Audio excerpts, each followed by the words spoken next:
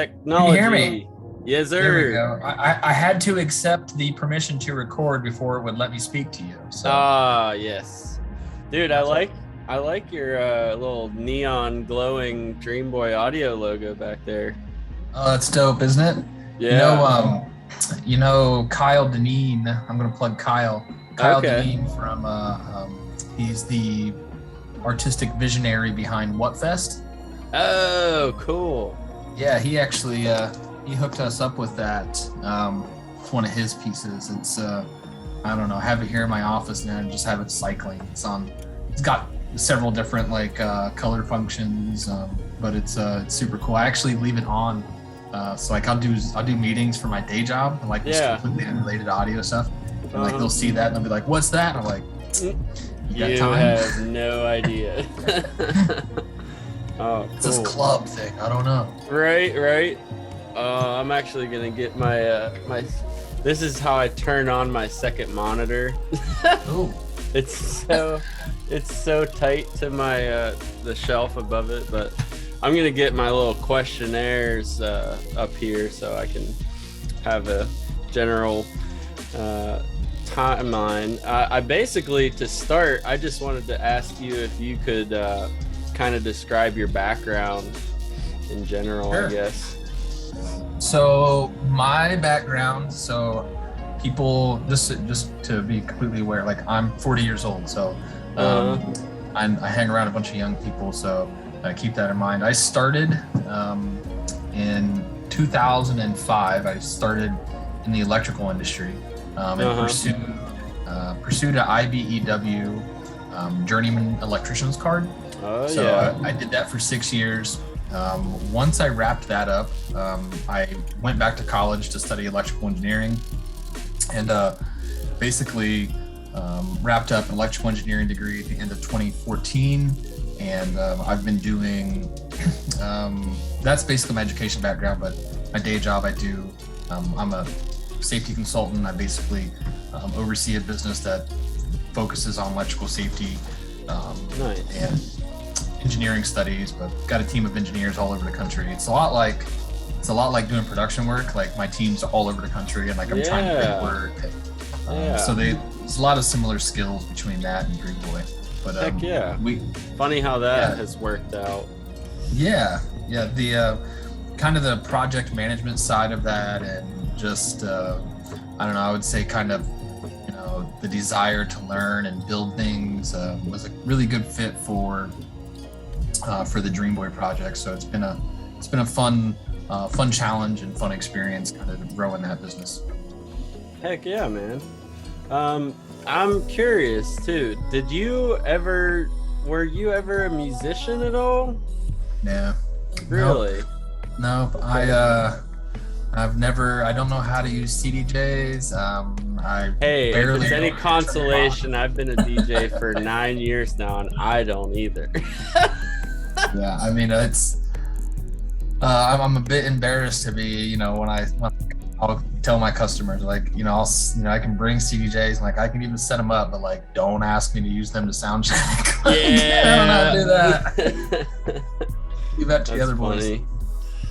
Well, cool. So when did you first come up with the idea? When did you go from like, okay, I just want to go to a show, then you evolved in thinking and were like, I think I can actually like do a better job or something? What was that a factor? Were you thinking like these shows could sound better? I know they can.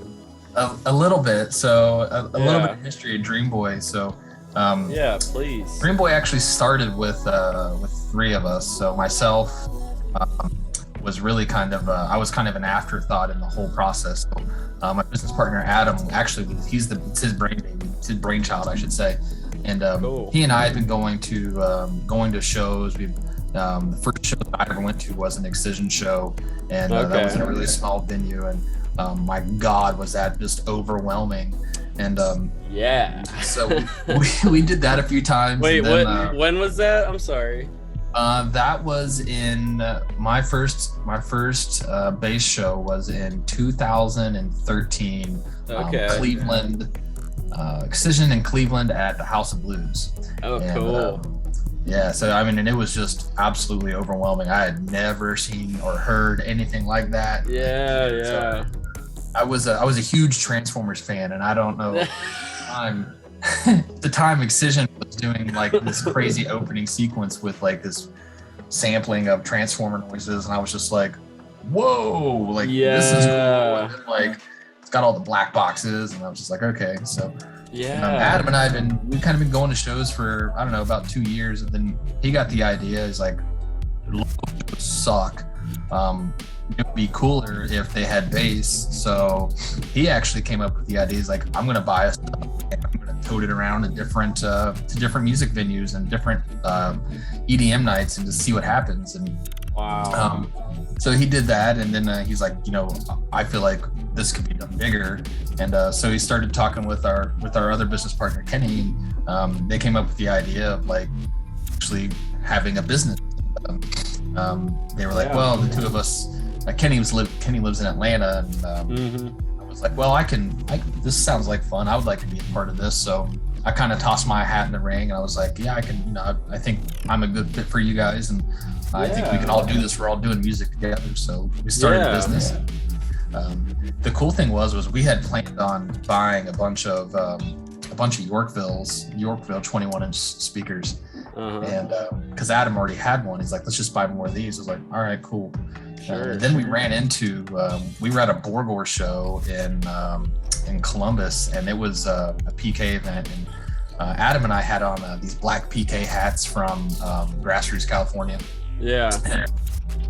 And we were talking to the front of house guy, and he was like, hey, you guys got these hats on. So like we started buying this dude shots and hanging out. And he told him, Adam kind of ran by, hey, we're getting ready to buy a bunch of subs and kind of do this too. And he was like, oh, you should buy PK. And we're like, yeah, right.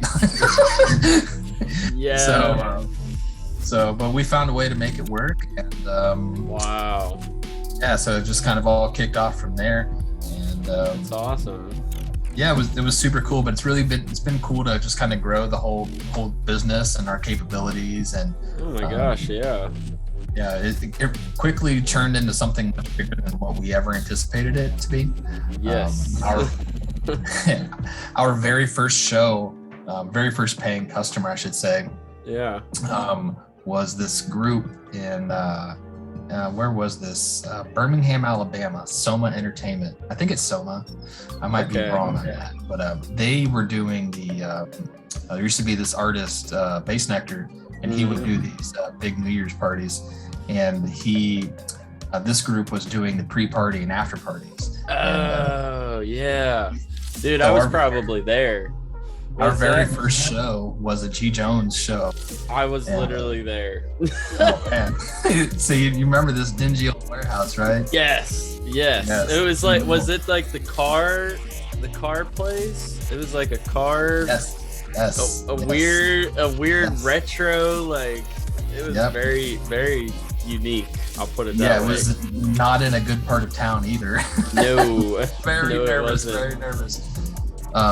But yeah, so like that was our very first show. Like our very first customer were these guys. And man, that's crazy.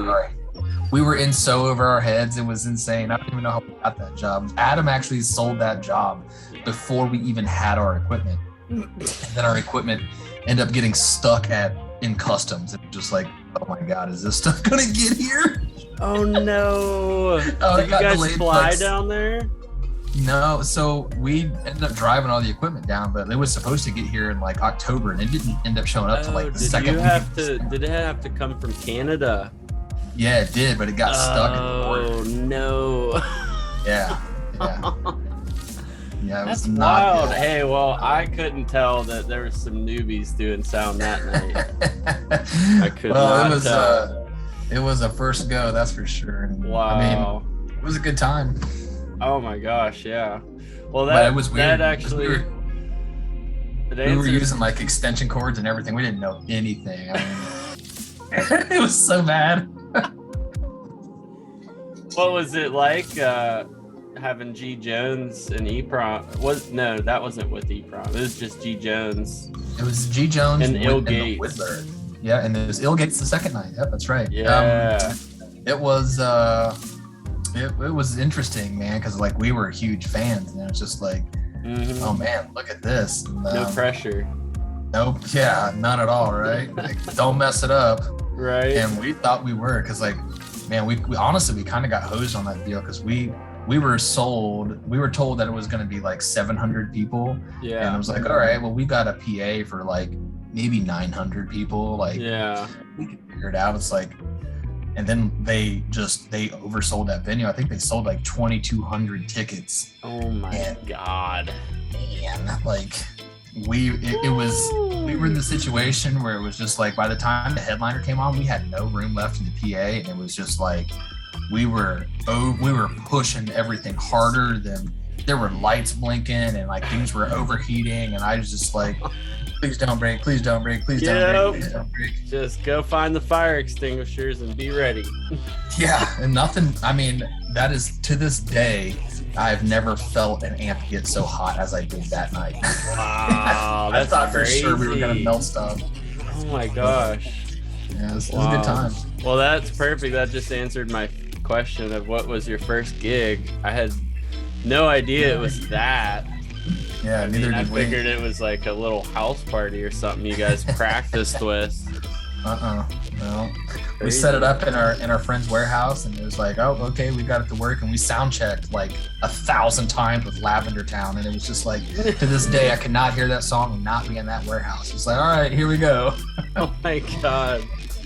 Well, I did a deep dive on your Facebook, on the Dream Boy Audio Facebook page, going like, I went all the way back to the beginning, and and I saw that you guys did an early show at the Mockbee, which I've played at, and I love that venue, dude. That's one of my all-time favorite little venues.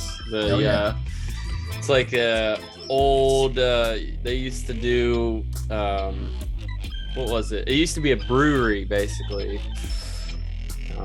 Yeah, I can't imagine sound was easy that night. That's a really weird sonic challenge. It's like a tunnel. It's a tunnel, basically, a brick. Yeah, it's a bass cannon is what it is. Yes. And you know, the good thing about that venue is that it is a tube, but there's nothing at the back really. So it's like, everything just kind of shoots out the back, and there's not a lot of primary reflection, so it's not terrible. But getting gear in and out of there is terrible, because you have to carry it up those steps on the side. So yeah, I forgot about that. Those were not good times. I'm glad we don't have to do events there anymore. We've actually, somebody asked us a few weeks ago to do an event there. I was like, I'll come hang out, but I really don't want to carry speakers in there. I'm sorry. Like, it's a tough one. Oh yeah, it's I would like doing events in Cincinnati, but just not there. I feel it, man. Another one I noticed that you did was a show with my buddy Adam Langoff, Magnetic, out at the Mousetrap. Yeah, that's an interesting story. Oh yeah, is it a podcast worthy story or? Oh, for sure. Oh hell yeah, let's hear it. Hold on. I gotta grab something real quick though. All right. Holding. All right. I'll be right back. Real quick. Dude, I'm glad this is my first Zoom meeting, like interview wise. So this is actually a test run. Okay. I'm hoping everything sounds all right, because I tried to set up my like legit mic as my audio feed, so it should sound crispy. Yeah. So Adam Langoff, nice guy, by the way. Oh my gosh, yeah. Yeah, his wife is lovely. If you're listening, thank you again for the opportunity to work with you folks. So here's the story behind that. That was actually an EPROM show, right? Yes. And, that show for us, so my business partner Adam, hits up that Adam, and he says, hey, you're doing this is Adam hits him up like on Wednesday. He says, hey, I see you're doing an EPROM show on Saturday. And he says, I am. And my Adam says, well, EPROM is like one of my friends, really, like it's his favorite artist, and his name is DJ, and he's a music producer. And he says Saturday we were going to come over and watch EPROM because it's DJ's bachelor party, but DJ's a producer and loves EPROM. Yeah. And my Adam says to Adam Langoff, he says, I want to come over, but that show would be way better if you let me bring my PK sound system in there.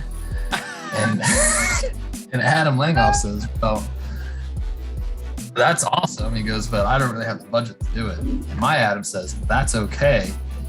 I'm willing to do it for free, but you got to let my friend DJ open. Wow. And Adam Langoff says, this is the most unprofessional thing anybody ever asked of me. Because I literally have to bump somebody to make this happen. And my Adam says, yeah, but you're going to make it happen, aren't you? And he did. Thank you, Adam, for that. And wow. We got there and, we had a good time. I'm sure everybody did. Yeah. Everybody did. Adam Langoff was a little concerned because we were a little bit rowdy. We're not allowed back. Yeah. Hey, well, that's how you roll, man. The bar staff did not appreciate us.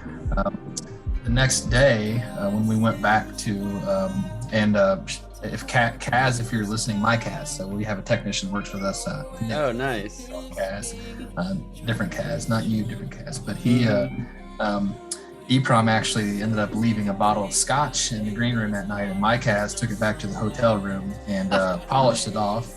And yeah, that was an interesting. The next day was pretty rough for him. I don't think he's touched scotch again. But yeah, so we went back the next day to load out, and the bar staff was there, and they were just like, I thought they were going to stab us or cut us as soon as we walked in the door.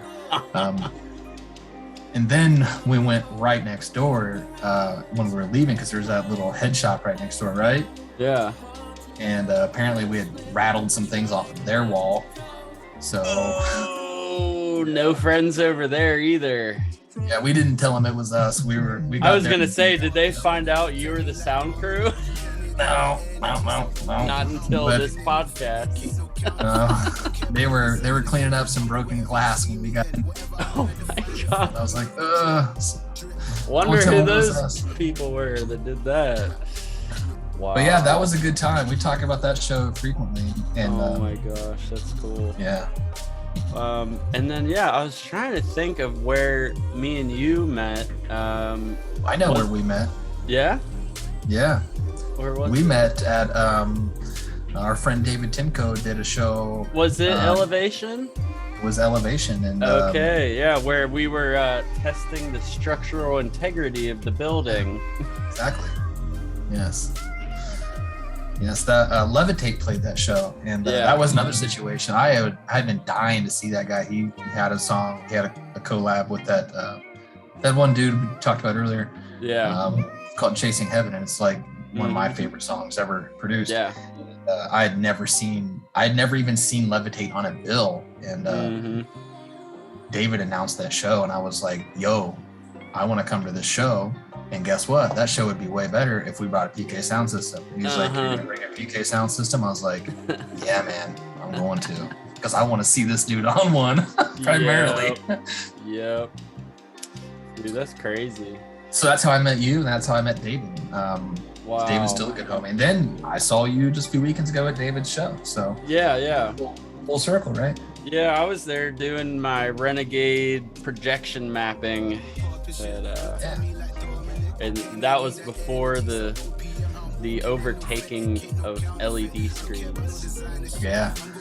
Well, I think we're going to get back to that projection mapping, because they have laser projection mapping now that's like super bright. Well, yeah, that was like back in the day when I just showed up with a bunch of pieces of plywood. Good times though, right? Hey, exactly. So when did Lost Lands come into the picture? First year, buddy. first year. Heck yeah. I was there helping set that shit up too. I was putting lights up out in the parking lot, those 50,000 lighting towers. Yeah. So how did you get connected up with Lost Lands? PK. So okay. PK used to do production work. So like PK. Do they not anymore? No, they do not. PK is a manufacturer only. So they have a couple of really good technicians that will still go around to events and help with help with making sure things sound right and that the equipment's there to support any technical issues and do a little bit of like customer because they're these guys know a lot of the artists and whatnot. So PK is PK and Jeff they go way back. So and text. Well, yeah, I guess since they're both the old Canada boys. Yeah. So PK will send some representatives down to Lost Lands and other big events. Just make sure that the transfer of power, if you will, is going smoothly. But they no longer do production works. They strictly manufacture and sell sound systems. And but we got linked up with them because they needed help. Wow, that's crazy. They needed help, and we wanted to learn. So we showed up and started pushing boxes around and plugging things in. And so did they just add your subs and everything on top of their system, or did you have your own stage that you ran, or how did that work? So the first year we didn't bring any equipment out. Okay, you were purely just there, just to push boxes around and plug things in. Just manpower, yeah. The second year though, the second year. Oh yeah. Yeah. So the second year we actually ran. We brought a bunch of our equipment, and by that time we had been able to essentially find out other small production companies that had similar gear to ours, and we were able to kind of source it all together. And we actually did all the sound camps the second year, so all 6 stages. Cool. So we got some gear from PK, or PK supplied some gear, and we supplied some gear, and we built all 6 of those sound camps, and then we're responsible for running them for the weekend. And that was that Lost Lands is like production boot camp, man. Like, and I'm not talking like Air Force boot camp. I'm talking like Marines or Navy SEAL boot camp. I mean, it is. Oh, dude, I have a buddy. He drives forklifts. They'd have him doing like 36-hour shifts, dude. Oh, dude, it's insane. Yeah. I try to avoid. I kind of white gloved it this year, so I wasn't able to go do load in. But Kaz, shout out Kaz. Kaz went and did all the load in, and we actually had our own stage again this year. So I like to keep all of our gear for that event in one area, so it doesn't get strung all over the place. I can't imagine. Yeah, and make sure you get it all back. Yeah. But yeah, no, there's certainly a learning event. I was there for the volcano fire. Dude, isn't that the volcano, like playing during Destroyed, like is one of my top 5 musical moments ever. Yes, like ever. That's gonna be hard to top. Baby steps. Yeah. There's actually a really interesting article where that's Excision, Downlink, and KJ's talking, right? Yeah. There's an article that came out shortly after where somebody interviewed Downlink, and he was giving like a play-by-play of what was going on stage once they realized the volcano was on fire. Yes. And it was like Jeff was like, "Look, the volcano is on fire," and it was like, "Should we stop? And like, "No, just keep playing."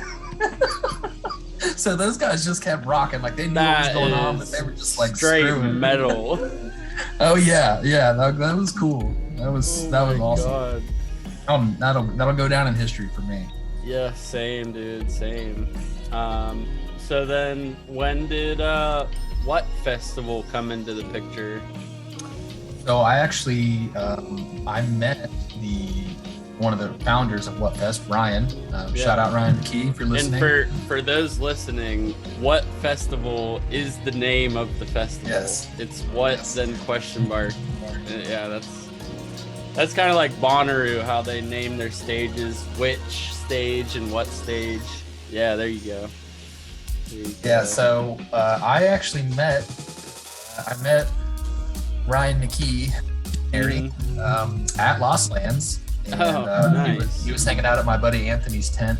And Anthony's like, oh, this is Ryan. I was like, and Ryan's like, hey, man, I heard you do sound. I was like, yeah. He goes, I need it for my festival. And I was just like, who are you, dude? Yeah. Who are you? Like, everybody okay. needs sound for their festival. Yeah, here's my phone number. Like, yeah. Then like he came through and was like legit lineup. I was like, okay, cool, yeah. So we did their sound for them their second year, and last year. So hopefully I love working with Ryan. He's heck yeah. He's got vision, and yeah. Every time he comes up with an idea, I'm like, you want to do what? And then it works. And I'm just like, dude, do you want to do a festival where? Oh my junkyard? Gosh. Yeah, dude.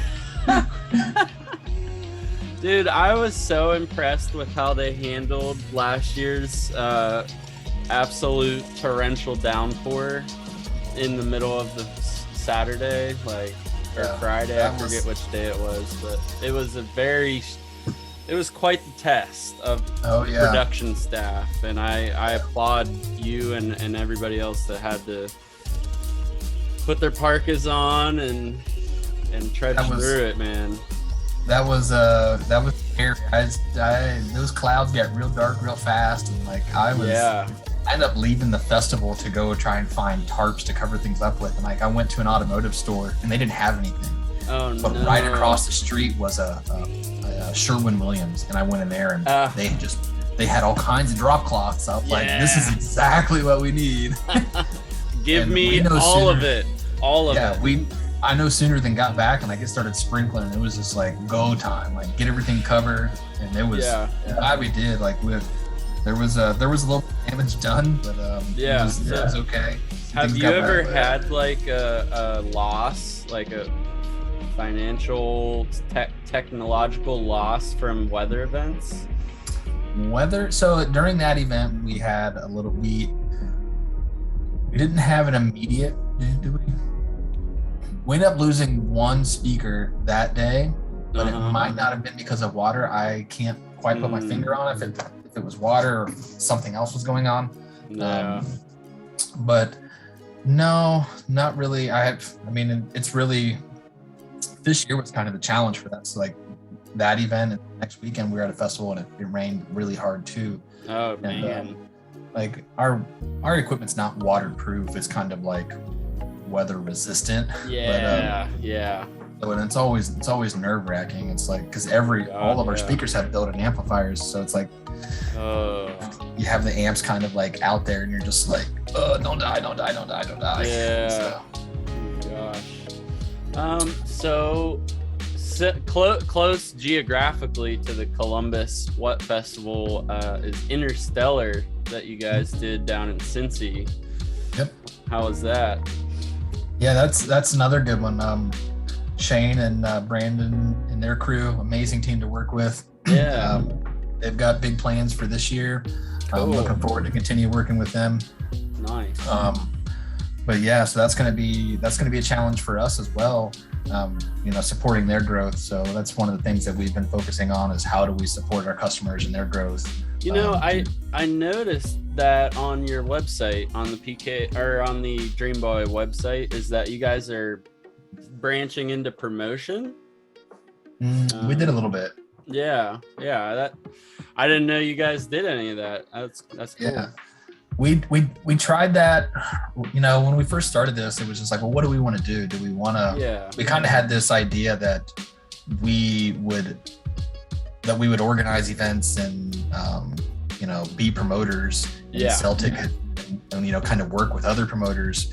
And, there was just too much work. There's a way more work goes into promoting than I ever thought. Oh my gosh. Yeah. I think every DJ has that trajectory that they quickly divert from when they see how hard it is.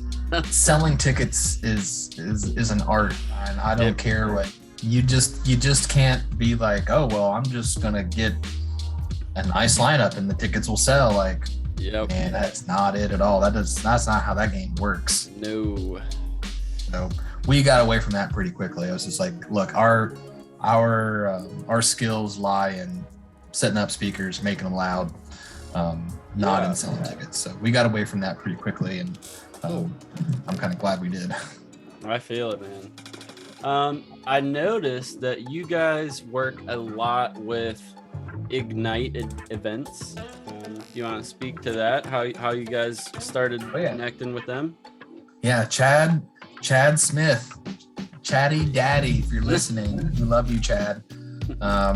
So that's another interesting kind of situation. You might start to hear kind of a pattern here. So we had been, there was a Liquid Stranger show in Columbus at Scully's.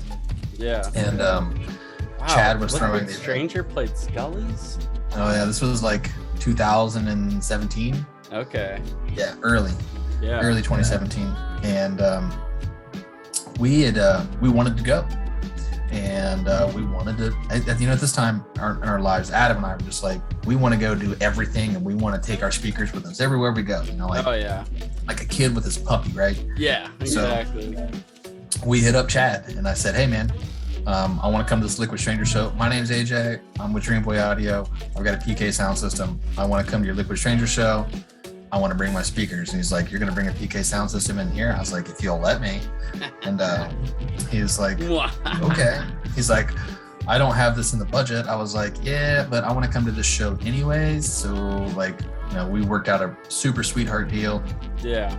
And that's how I met Chad. And we've been doing events with him. Shortly after that event, we tried to do a G Jones show. G Jones went on tour and was like, yeah, let's book G Jones. And like we booked that show with Chad, and like that's where we learned about selling tickets and how hard it is. I was just like, no, we're done with this. So actually we did a Whittler show too. And I have as a reminder right here on my whiteboard, very first ticket we ever produced. Oh my gosh. Keep that right there. That's cool. I keep it on my whiteboard so as a reminder. Yeah. This is not what we do. The roots. Yes. So we started working with Chad, and he kind of fell into a deal. There was a festival in Michigan that got canceled, and all the artists were already in the Grand Rapids area, and he ended up booking a bunch of them to do the very first bass country. And then we just kind of started. He reached out to us for support for that brand going forward. We didn't do the first one, but we've done all but one of them since then. And so it's been great supporting his vision, growing with him. He's got another brand, Detroit-based city. Those are super, super cool events. They are actually in Detroit at this venue called the Russell Industrial Complex.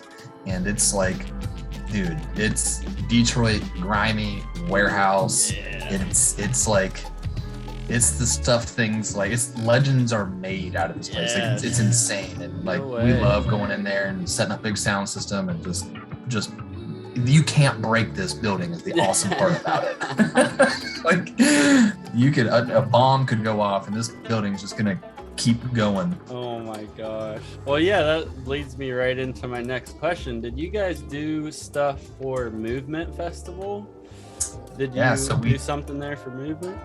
Yep. So we did a 2-night after party for Movement. The first night was with Ignite. There was a lot of dubstep. Mm-hmm. I think Snails and Downlink played that event. Nice. Snails definitely did. And then the next night it was all Movement, got all folks from Movement. So I think Golf Clap might have played it. Yeah, nice. But, it was super fun. Like hearing that kind of music on a big sound system was just like oh yeah. You can't help but move. Yeah, it was cool. And like the second night they took down the LED wall, so it was just like lights and some lasers and like super vibe. Heck yeah. Well, the last event that I wanted to ask you about, it was a cluster that I Yeah. think only happened once or twice. We only did it once. I feel like it only happened once, and it was supposed to happen again. But yeah, I was acquainted with the guy that threw it, and it was like a super homegrown festival, and I think it just got to be. I don't know if they sold enough tickets to make it happen ever again. Yeah, I think there was. I'm not entirely sure. I know it didn't sell too well. I loved doing that festival. It was like, yeah, cool. It was in a cool location. It was kind of difficult to get to. Yeah. But it had a really good lineup. Yeah. Not a lot of people ended up showing up though. So I think the ticket sales were, not quite what they were hoping for. But which always surprised me for that lineup. Yeah, I know, it was really good. I just think getting out there was a difficult thing, because like it really was. It was kind of hard to get to, and But Rick is actually he's the production manager at Other Worlds in Columbus. No way. Yeah. So all the cool stuff that's going on there is kind of his idea. Like No way. That's pretty so sure cool. I'm pretty sure he books the artists that come in and out of there. I could be wrong, but I'm pretty sure that I know he's got a big hand in all of that. I haven't talked to him for years, but yeah, I met him in Pittsburgh. So that's cool that he's doing stuff out in Columbus now. Yep, he's Other Worlds, so it's he's 24/7 Other Worlds, and cool. Yeah. All right. Well, I have a question for you. Sure. Well, I'm just curious, I guess. I shouldn't phrase it like that. But I'm just curious about what it was like to work with absolutely huge artists like Bass Nectar, like Excision, Liquid Stranger, Rusko, Nero. Did you have any interactions with them that are memorable, or like a favorite out of those ones that I'm sure it's hard to quantify a ranking, but yeah, so there's all of those really positive experiences, and you hit on the big ones. Doing the Bass Nectar shows, those were a learning experience, man. That's like I cannot overstate how much I learned and how great it felt to be a part of that team. And were you providing speakers for that? No, you were just the sound. Well, we did a little bit. There was a few instances where we sent some of our equipment, but we helped out a lot. The New Year's shows, were always so the thing, the thing with PK Productions was that they don't have a really big team, and so their staff in the United States is, really a lot of it's not just guys that come in from Canada. So, they were always needing help, and they were always short-handed. So there was, once we kind of proved ourselves, they were like, hey, you guys are already coming to these events anyways, like come a few days before and help set up and, work a few days. And the cool thing was, like, with the especially with the Bass Nectar shows, was like we would go work the few days before, and like our deal was, hey, we're gonna come do load in, build the PA, but like we're not working the event and we're not doing load out. Give us that ticket, baby. Well, it was even better than that, because like we had, we would go for sound check, and then we would go and save seats for our friends. So nice. We would have, like, the last 2 years, we ended up saving like 40 plus seats for all of our friends, like in the prime location. So it couldn't have gotten any better, and I would have gladly done that show for free. But we were making some money to go do it. So but working those events was really special, and honestly the most memorable event with the big name stars was probably the last freestyle event that Bass Nectar did in Denver. I don't know if you remember, but the second night, at the end of the first night, so between night 1 and night 2, they ended up canceling the event, and because there was an issue with the venue, and they canceled the event. Like Saturday morning, they was like, "Oh, the show is canceled for Saturday night and Sunday," and they didn't really have a plan. And yikes! Yeah, so we're all there. I was there in a visiting capacity. Like I was not working, had not planned to work the event, and I was at the Airbnb with all my friends, and they're all like, what's going to happen? I was like, I don't know. And so, we're all seeing this all unfold on social media. And I still remember to this day, there's like one of these, like, I don't know, those signs that they pull behind trucks that they use on construction sites, and it's like light up, use it for traffic, and it says Bass Nectar like canceled. I was like, oh no. And I just remember seeing that, like my heart's thinking, it's like all my friends are here, and like we're all here to do this really cool special thing, and like now it's not happening. And so I called my contact at PK, and he's the vice president of PK, and I was like, yo man, I was like, what's going on? I was like, it sounds like you guys are having some issues. And he's like, you're here? I was like, yeah. He goes, is Adam with you? And I was like, yeah. He goes, I want you guys to get to the venue right now. And I was like, what's going on? He's like, we're moving this show today. And I was like, all right, cool. So I was like, Adam. Oh my God. Yeah, I called Adam. I was like, we got to go right now. He's like, where are we going? I was like, we're going to move the Bass Nectar machine, dude. Like, it's going somewhere else. And that's crazy, bro. My friends overhear this conversation, and they're just they're like 5-year-olds on Christmas morning, and like Santa Claus has just literally plopped down the chimney, and they're like, you guys are moving the machine. I was like, we're doing it. Oh my God. That's I felt wild. like a superhero for all my friends in that moment. I was just like, so we ran to the venues. I mean, it was like 1:00 in the afternoon, and like it was just like tear everything down. And it was just like get the entire sound system and get no LED panels, but get enough lights to do the family photo and get a few lasers. Like that's what we're doing, and we're moving it to another arena. And then so we tore it all out. And then the next morning we went into we got to the new venue at 7 a.m. and I think we sound checked by 11 a.m. So we built that whole sound system in 4 hours from scratch. Shout out to the boys at PK and their Trinity line array technology for making that possible, because I don't know how that else was going to get done. But that stuff did exactly what it was supposed to do. What venue did it move from to the new venue? I forget what the name of those venues are, honestly, because there's so many venues in Denver. I think one of them was called First Bank. I think it was First Bank Arena, but I think it was the Denver Coliseum that it moved to. I might be wrong on that, but I'm pretty sure it was. I know the original venue was First Bank. I just remember loving that he did like down tempo sets. Yeah.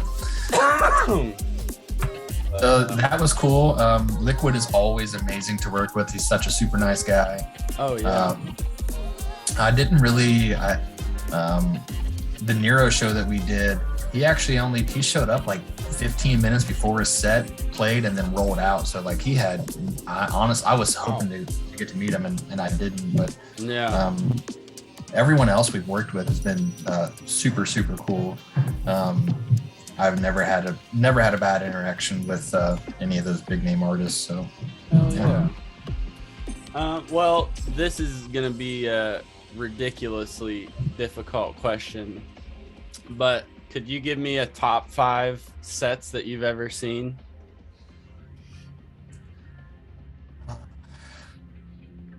Man, I would have to say most of my fond memories of live musical performances really all go back to Bass Nectar shows. I feel it, man. I've been there. Red Rocks 2015, Deja Vu.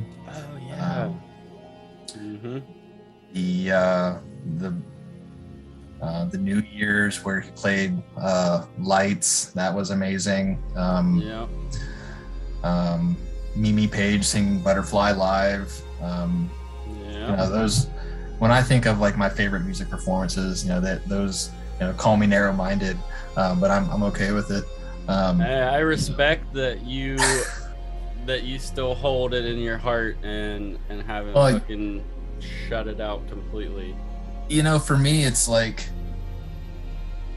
the art and the artist are two different things, and the memories, like when I would go do, for the longest time, like I was traveling around the country with, a large group of people, and we'd all go together to do this thing that nobody was compromising on, right? And it's like, it's hard now to get 4 people to agree to go on vacation, but like we would get 20, 30 people, in 2 Airbnbs, and nobody felt like they were compromising, and everybody was doing exactly what they wanted to do.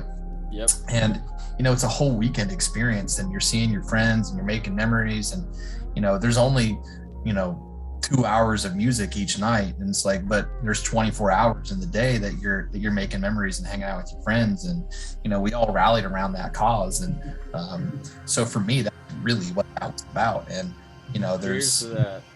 it's going to be really hard to top that. One thing I am super, super excited about, I would say in my top 5 music experiences was the event that we did this year's. So we did the 3 nights in Atlanta with the Immersive team. Oh yeah, dude. Really love those guys. Big fan of the Immersive Music Project. Shout out Andrew, if you're listening. Looking forward to seeing you guys again soon. But yeah, I'm super gassed about that whole project and their vision and what they're trying to do and create. And it's special, man. Like, and again, I got goosebumps just kind of thinking about it. But what they're doing is cool, and it's unique, and it's fresh but familiar. I guess. Yeah, that's a good way to put it. It's I'm really looking forward to doing whatever we can with those guys all the time. So, dude, yeah, I'm working real hard on that. Yeah, well, I believe in you, man. Thank you, dude. Yeah, I mean, from day one. Is there any other people that you're keeping an eye on? Any other artists? So I mean, I've got I've got some homies that I support. I'm a big fan of the Buku Project. Shout out Rob if you're listening. Wait, who was it? Buku. It cut out. Oh, Buku. He's the Pittsburgh homie. Oh yeah, Rob. Yeah. I'm a big fan of David's music project too, Luminous. Yeah, Luminous. Just had him on the last podcast. Dave's got such great vision, and he's such a genuine and authentic and just great person to work with. Seriously.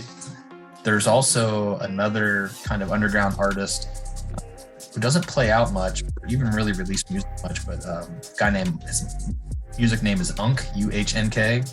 Dude, I heard that he's coming back. Dude, his music is awesome. It's like I have like this playlist of songs that make me want to drive my truck through a crowd of people, and like half of them are his tracks. I'm just like, yes, more please. Yep. Yeah, dude, he's got that. He was in the Ill Gates School of Wubbery. Yep. Yeah. Yeah, he's got talent, that's for sure. So, dude, yeah, that's who I'm keeping my eye on. And if you look at my SoundCloud playlist, like that's what you would see. You would see Immersive, Unk, Luminous, and Buku. Yeah, and Liquid Stranger. So, yeah, buddy. That's where my head's at. Hey, I love it, man. Where do you see Dream Boy Audio going in the future? What's next? Good question. So we've kind of got some growth plans in the work. Cool. Yeah, I'm not at liberty to speak too much yet, but I feel it. It was a shot in the dark. Everybody always needs more speakers, and that's what we're aiming for. So yes, shows are not getting smaller anytime soon.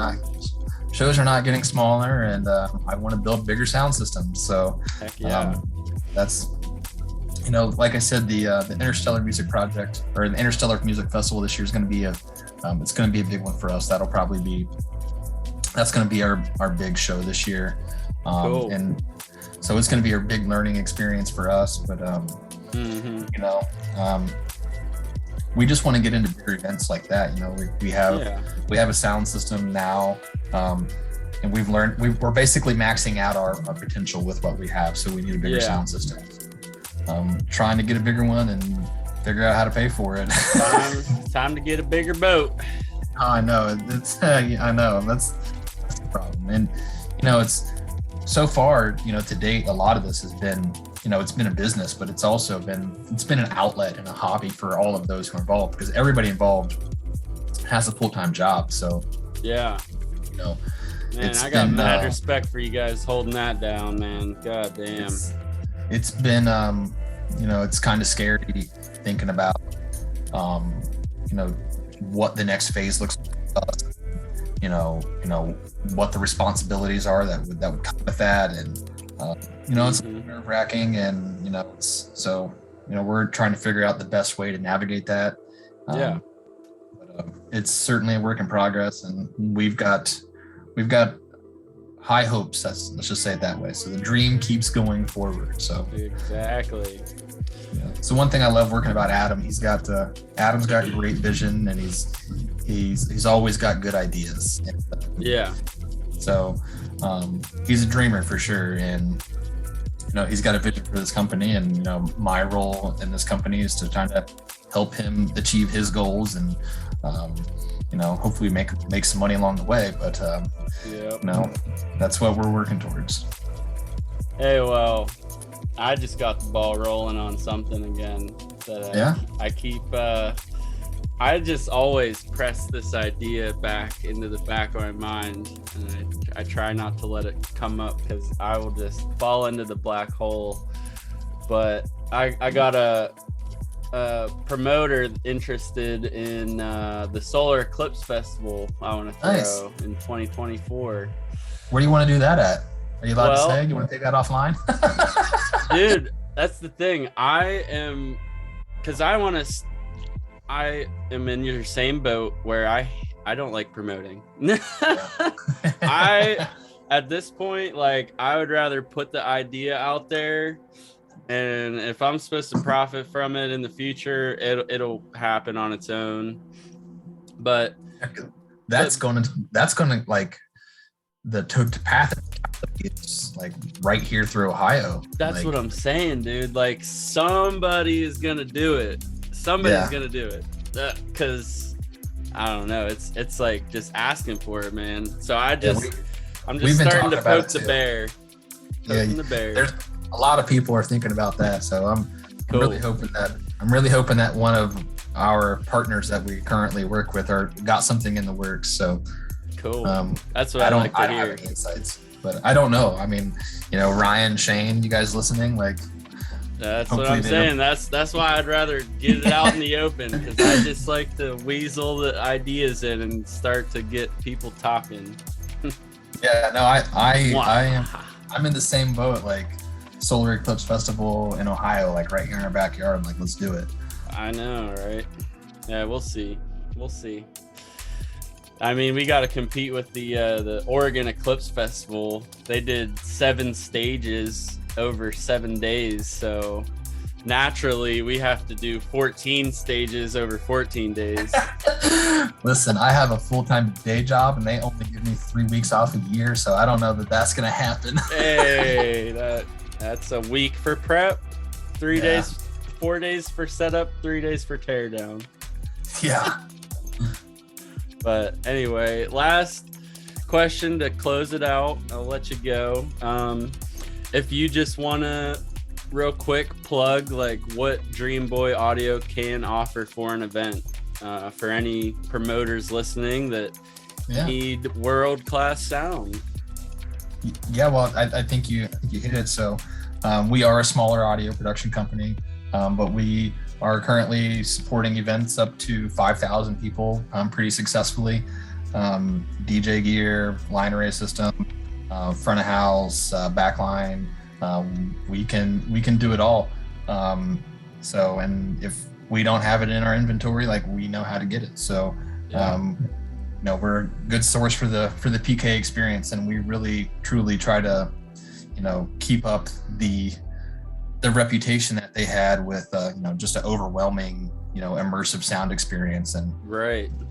So, loud in all the right places, right? So our goal is to have shows that are really loud, but that you don't leave with your ears hurting and ringing. So so we're I'm not amazing at running a front of house console, but our techs are pretty good, and things sound really good, especially when they're running in them and they got things dialed in and they're really focused. And if we go to a venue a few times and we figure things out, it's just things just progressively keep getting better. So I'm curious, how many subwoofers does it take to shake 5,000 people? How much money you got? We've been known to be a little heavy-handed when it comes to sub deployments. Darn. There's not a problem that more speakers doesn't seem to resolve in our world. So whether that be from a coverage perspective or SPL perspective, so more speakers is the better. So we're normally trying to work within somebody's budget. I feel it. But I mean, honestly, for 5,000 people, ideally we would put 30 or 40 subs together, and we get them ratchet straps out, baby. Yeah. I don't know if you were at Interstellar this year. No. But, I think we had 35 subs there, and that was a pretty big venue. I think it's 110 feet wide and 220 feet deep. We did a small delay setup, and that whole venue sounded great. So that's where we're at, man. But there's not many events around here of that magnitude. So short of once you go from the small club shows, you got things like What Fest. I think the daily attendance there was around 2,000 people or so. Not super big, but once you get up into that, there's not a lot of events between 800 and 2,200. Once you get beyond that, it's like Lost Lands. So it's hard to find that middle ground. There's just not a lot of events like that. That's kind of what's going to be a challenge for us at Interstellar this year. Is it is kind of that next level.